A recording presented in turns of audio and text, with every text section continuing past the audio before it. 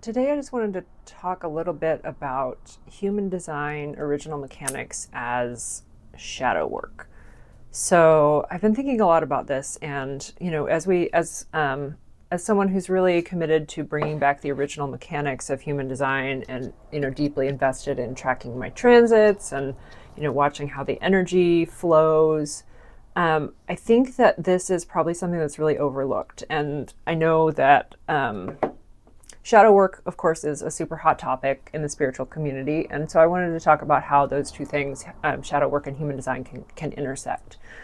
Um, so, human design shows us where we have consistent access to our own energy and where we are more vulnerable to other people's, what we call conditioning in human design. It's really just like influence. It's the areas where other people's energy might override ours. And I think that this is a really potent opportunity for shadow work and for introspection and integration of our past and our traumas and things like that. And that's a lot of the work that we're going to be doing in my course. But I kind of wanted to hop on YouTube and talk about that for a little bit today as well. So um, where we have definition, so the centers and the connections that are defined in our natal chart. So we came in with them. They're with us from birth. We're never going to lose those. Those are the places we have access to our own information, right? We have access to our own energy. It's constant. It's always there. We know it's there.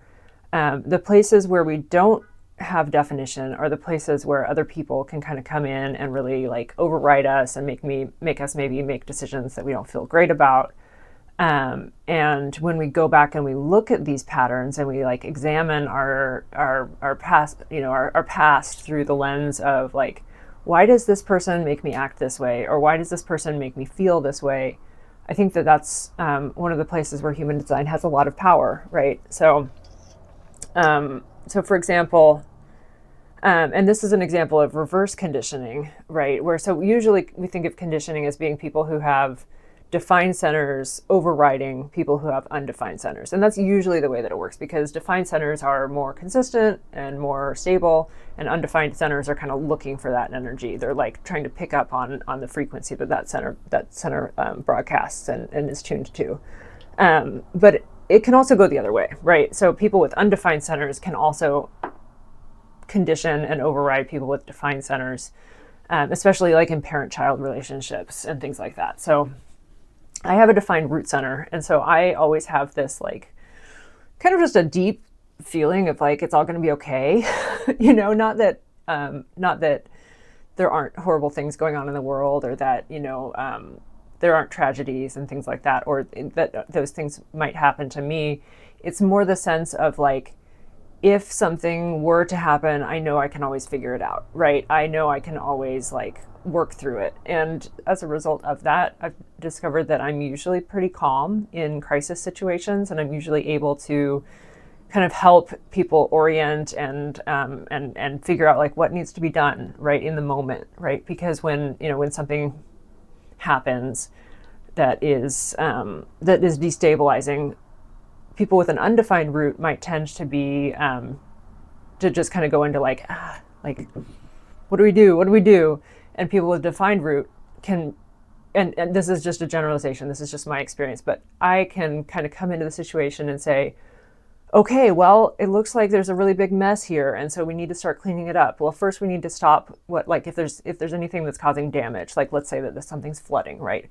Find the source of the water, stop the water, keep the water from going in. It's a very natural process for me to go in and figure out what do we need to do to make this better, right? And my mom has an undefined root, and I've learned over the years that she tends to really worry about changes and about what's going to happen. Are we going to be okay? And in looking at my parents' charts together, my dad has a defined root and my mom has the undefined root, and so I can kind of see like part of what attracted them to each other is that my dad makes my mom feel safe, right? But she still has that deep-seated feeling of lack of safety, like the world is a threat, Whereas I don't see that. I see the world as full of opportunities and interesting things. And yes, there are some things in the world that can be threatening, but I'm always going to figure it out, right? And so in as part of my human design journey, where I've take my chart and I take my parents' charts and I look at the ways that they intersect and the ways that they're in like harmony to each other and the ways that they kind of conflict. That's one of the first things that I noticed, is that my mom's undefined root had kind of conditioned me in my, well, and it's probably a combination because she also has a defined ajna and I have an undefined ajna. And so I'm constantly picking up her thoughts and her ideas and her feelings. And so her ideas and thoughts and feelings about being unsafe, right, her undefined, compensating for her undefined root with her defined ajna, kind of came in and overrode my own undefined ajna and made me start to think that maybe I wasn't safe, and it led to feelings of anxiety and feelings of depression and things like that. So human design is a really, really powerful tool for shadow work, and it's a lifelong journey. It's a journey that's not easy, but it's I think that it's best done together. And this is a big, big part of what we're going to be going into in my course, which is right now open for the beta round. I think I only have 4 or 5 spots left as of today, which is June 3rd, 2025. So if you want to be one of the first people to experience this and to go through and to learn together what our looking at our body graph mechanics and seeing how it compares to our parents and to our partners and our children and our friends, that's exactly what we're going to be doing in the course. So I would love to have you. There's a link in the description below that you can sign up to be a beta tester. If you missed the beta rounds, if you're not one of the next 5 people to sign up, no worries. It will be released to the general public very, very shortly after the beta round finishes and I integrate some feedback. So I will update the link once the beta round closes. I'll update the link for the wait list for when it becomes available.